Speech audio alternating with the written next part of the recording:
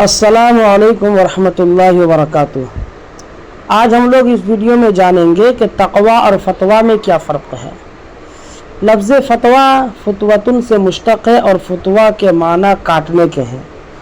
और फतवा को फतवा इसलिए कहा जाता है कि जब मुफ्ती यकीन में से किसी एक पर फतवा और हुक्म नाफिज करे तो बाहमी फसाद और निज़ाई मुआमला कट कर ख़त्म हो जाता है।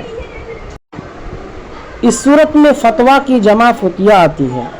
यह फतवा फता से मुश्तक़ है जिसके माना है ताकत और क़ुव्वत वाला जवान। इस सूरत में फतवा को फतवा इसलिए कहा जाता है कि मुफ्ती फतवा देकर किसी एक फ़रीक़ को क़ुव्वत और ताकत में पहुंचा देता है। इस सूरत में इसकी जमा फतावा और फतावी आती है।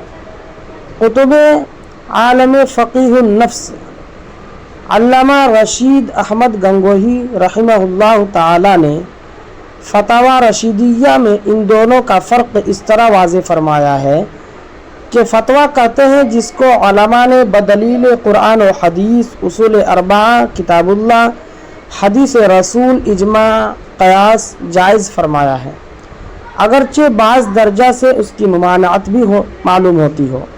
और तक़वा कहते हैं कि जहाँ शुबा हो उससे भी परहेज़ करें। चुनांचे शेख सादी रहमहुल्लाह ताला फरमाते हैं, चीज़ तक़वा तरके शुबहात व हराम अज़ लिबासो अज़ शराबो अज़ ताम। अव्वल को रुख़सत यानी तख़फ़ीफ़ व आसानी कहते हैं और सानी को अज़ीमत यानी सख्ती व मुश्किल कहते हैं। और दोनों हुक्म शरई ही हैं। दोनों में से जिस पर अमल करे जायज़ है, मगर रुख़सत से बाहर निकल नहीं सकता।